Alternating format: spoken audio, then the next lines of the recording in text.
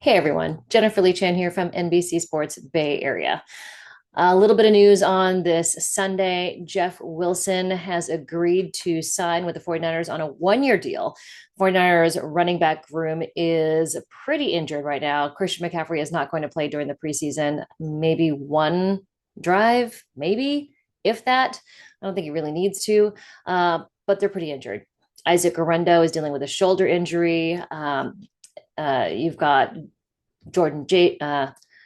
Jordan James, whew, broken finger, had to have surgery on it, so he's out for a couple weeks. Last night, Amir Abdullah goes down with a rib injury. So that's three guys, three running backs that are not going to be able to play. Maybe until week one, maybe not sure. So Corey Kiner obviously did a great job. 10 carries for 45 yards, 4.5 yards per carry. Pretty good. Amir Abdullah had been looking really good in practice, though. So Keyshawn Vaughn, they signed him. He's very familiar with the system.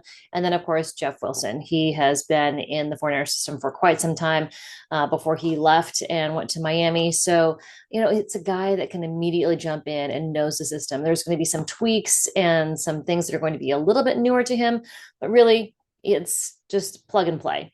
And Kyle Shanahan said earlier in the week, it's nice to have a guy who's been in the building before. Just, most guys, when they come into a new offense, it takes them, a week, maybe longer before they can really get on the field and be productive. So having Jeff Wilson come back, I think makes a lot of sense. Matt Maiocco and I spoke about it on 49ers Talk after the game. All right. So looking at the game, little bit more educated view of it at this point, and there were some good stuff. There was some good stuff. There was some good play by guys like Chase Lucas, Tatum Bethune. I think Marquise Siegel had a great game, but it's hard to really judge offensive and defensive line when you're watching it live.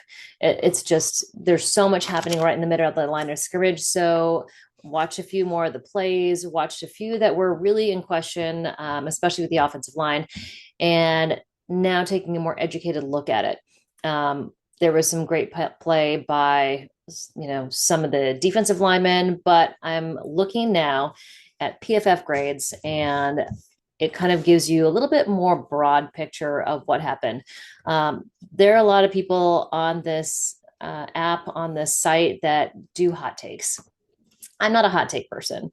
I prefer to get an educated view of what the situation is and not jump to major conclusions. So I've got to say one thing about judgment on the offensive line. Yes, Spencer Burford might not have had the best game, but also none of us outside the building know what his assignment was. Only the people inside the building, Spencer Burford, knows what he was supposed to do on the two plays where there was pressure on the quarterback. And I've got to say, looking at PFF, they charged him with two hurries. They did not charge him with sacks. And I think that, speaks to what the football experts, the ones who really analyze what each play is, how it's unfolding, I think that speaks to what Spencer Burford's job potentially was on those early plays. So I just think that it's not the best method to jump to a conclusion that Spencer Burford had his worst game in his career. I just don't think that's the case. I don't think anyone ever has the worst game in their entire career in one game. I think there's maybe plays that were good, plays that were bad. It's just hard to say. So, I looked at offensive grades, I looked at defensive grades, and I also looked at blocking. So when you're looking at blocking, it also depends how many plays he was out there. Let's see here. So snap counts. Spencer Burford was out there for 27 plays, and he had kind of a mid-level grade. He allowed two hurries is what they charged him for. So they didn't charge him with sacks. And in fact, the pressures allowed by the 49ers offensive line were only 6. And we have to remember that these are the 49ers backups going against the Denver Broncos number ones in that first series, 2 series. So it is it's off balance. So let's remember that. So only 6 pressures allowed the entire game, according to PFF. On the other side, 49ers defensive line registered 16 pressures. But we're not really talking about how amazing the 49ers defensive line was, right? So there's been talk about the 49ers offensive line and what happened, and it really isn't as bad. Like, there's no need to, the sky is not falling. These are the second team guys going against the first team defense of Denver, and Denver's defense is good. So let's keep that all in mind for perspective. All right. So the two guys that got the best score, sorry, it's not a score, it's a grade, really. Connor Colby. Connor Colby had the best grade by PFF. He was on the field for 41 plays and he allowed 0 pressures. So, I mean, obviously he was, playing later on in the game, not going against the first team Denver Broncos defense. So I think that's a good sign for a guy. And the 49ers, I got to say, you look at the 49ers and yes, you've got Trent Williams, who is the all pro, future Hall of Famer. But the guys that they get are not necessarily household names. And a lot of those household name guys that get drafted in the first round don't pan out that well. Do those guys, yes, some of them end up being Hall of Famers, but Trent Williams was a high pick. He's going to be a Hall of Famer. But did those teams that were, the ones that drafted an offensive lineman in the top 10, did they go to the playoffs? Generally, no. It doesn't change the offensive line that much, especially in their rookie year. So, Connor Colby, clean stat sheet, 77.8 grade out of 100. Generally, you don't see 90s very often. Highest usually are 80s, high 80s. So that's pretty good for a rookie in his debut in the NFL in the preseason. Second highest grade by PFF is Drew Moss, also right guard, was on the field for 29 snaps. Number 3, offense, Demarcus Robinson. Obviously, he's a starter who played, he will be a starter who played 18 plays out there, had a good game. He ended up, where did my thing go? Demarcus Robinson is a guy who I've talked to some Rams reporters and they love him. He's a solid guy, just had a mistake, the DUI, caught both of his targets for 20 yards. He's out there pass blocking. He does a good job. So Demarcus Robinson, number 3. Number 4, highest grade, Jake Tongas, was on the field for 38 snaps. And then Corey Kiner. Corey Kiner had a pretty good game. He had 10 carries again, 45 yards, 4.5 yards per carry. He also caught his 1 target for 2 yards. I think he could end up being a guy, the Shanahans, Mike Shanahan, Kyle Shanahan, find these undrafted free agent running backs, and they're so good at doing it. And part of it is the fact that they have Bobby Turner, Bobby T. He finds these guys and he knows what is going to translate to the NFL. And honestly, they always find these undrafted free agents and they turn out to be so productive in the NFL. So those are your best grades on PFF on the offensive side. The worst grades, I'm going to take the bottom. Now, Mac Jones, mid, he was number 8 highest grade of the offense. I'll go down here. Matt Hennessy so Corey Kiner was 5, Jordan Watkins 6 on the field for 39 snaps. Matt Hennessy, center, was on the field for 18. He's number 7, and Mac Jones 8, Braden Willis 9. Spencer Burford was actually 10th highest grade out of 25. So not terrible. Spencer Burford is a very serviceable offensive lineman. After that, Drake Nugent, Patrick Taylor, and it goes on from there. All right, bottom 5. Bottom 5, we'll go, bottom 5. Number 21 out of 25, Junior Bergen. Now, he was brought on to be a special teams guy. So he showed what he could do. He had a couple good returns. That's really what they brought him in for. But not the best offensive grades. He was on the field for 22 plays. Amir Abdullah only on the field for 5. He was fourth from the bottom. Austin Pleasance allowed 1 hit, was on the field for 27. He was at right tackle, 27 plays. So he was fourth from the bottom. Amir Abdullah, third from the bottom. The bottom two grades on the offense were Carter Bradley and Tanner Mordecai.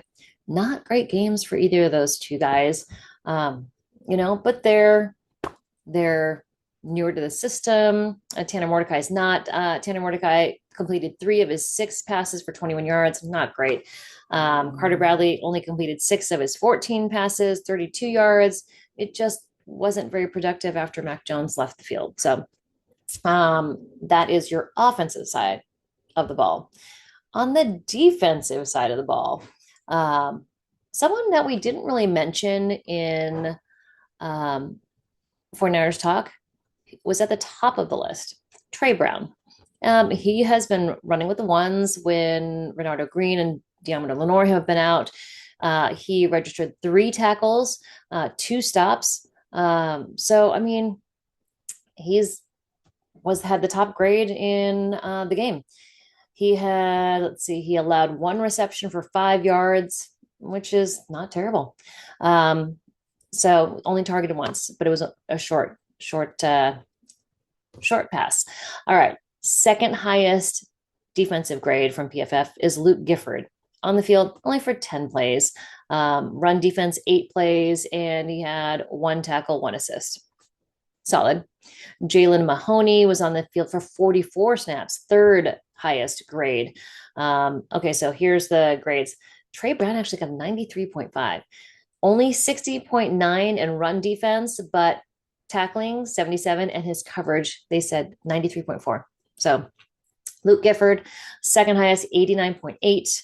That was his grade. Jalen Mahoney, 87.7. He was on the field again, 44 plays, 4 tackles, and 1 stop. He only allowed 1 catch on 2 targets, and that was for 4 yards. Not much. All right, Chase Lucas kind of was more flashy. He was the one who kind of popped off when you watched the game. On the field for 59 snaps. He had a 79.4 grade. He had 3 pressures for a cornerback. 3 pressures. Pretty good. 8 tackles, 6 stops, only allowed 6. He allowed 6 catches on 8 targets, but only for 31 yards, which is not a lot. D Winters, 5th highest grade. He was on the field. He was only on the field for 11 snaps, which is, he's going to be a starter, so didn't expect him to be out there much. 74.2 grade. Not any stats on there. I'm going to go down one more, just because, a couple more, because we're getting into linemen. So Bradley Anae on the field for 48 snaps. He did get 3 pressures, 3 hurries. Bryce Huff on the field for 9 plays. He got 1 pressure, and it was 1 hurry as well. So again, like I said, 49ers defensive line, 16 pressures. So I'm going to read you these pressures. Chase Lucas, 3 pressures. Normally you see that from a defensive lineman, not from a quarterback. So 3 pressures for him. Bradley Anae, 3 hurries. Jalen Allen, 2 hurries. Bruce Hector, 2 hurries. I know you're like, who? I know he hasn't been talked about much. Sebastian Valdez, Baby Hulk, or the Hulk, 1 sack. CJ West, 1 hurry. Robert Beal, 1 sack. Jonathan Garvin, 1 hurry. Kalia Davis, 1 sack. And Bryce Huff, 1 hurry. Now, while those guys had the hurries and pressures and whatnot, the bottom 5 guys on defense, Kalia Davis, 5 from the bottom. Jalen Allen, 4 from the bottom. Nick Martin, I spoke about him on my last video, missed tackles and just missed assignments. But I think what's good about that is that he understands that that's not what he wants to obviously have on his resume out there. And it's going to take some time. He had 3 tackles, 2 assists, but missed 2 big ones. Jalen Graham on the field for 25. Nicholas Martin was on the field for 49 plays, 2 missed tackles. And Jalen Graham on the field for 12 plays, and he was second from the bottom. And Michael Dwumfor on the field for 13 plays and was at the bottom of the Oh, sorry. I had that wrong. Nicholas Martin on the field for 49 plays. Jalen Graham on the field for 25. No pressures. Or actually, sorry, one. Yep, no pressures, one tackle. Michael Dwumfor, no pressures, one tackle. On the field for 25 snaps. So I was looking at the wrong column and it's not up there. So just kind of a more educated look at, what was happening on the field. There's a lot of resources that we have access to as writers and members of the media. So I get a lot of statistics. So I try not to say this was someone's worst game or, horrible performance. I think guys have good days and they have not so great days. It's just the nature of football. In pass breakups, Chase Lucas had one pass breakup. Darrell Luter had a pass breakup, and so did Jalen Mahoney. And Bruce Hector had one as well. So forced fumbles, Stone Blanton, Trey Brown. So those are other defensive statistics that everybody kind of looks at. So my suggestion is just to not lose your mind over what happens in the preseason. I think there's good things, and I think there's stuff that guys are going to work on. And it was the first time they'd actually tackled since January. So it's just the preseason, folks, and guys are going to get better. And the good thing is that no one was severely injured. That's the win. All right. That's my takeaway. We have practice tomorrow. And it starts a little bit later, noon practice. And then after that, Kyle Shanahan will talk. So we'll get a little bit more update on some of the injuries and what he thought about the game. So stay tuned for that. That's tomorrow. I'll do another video tomorrow. I hope you guys are all well and enjoyed the preseason game. Football is back. But again, let's be measured with our responses. All right. Hope you guys are well. Bye.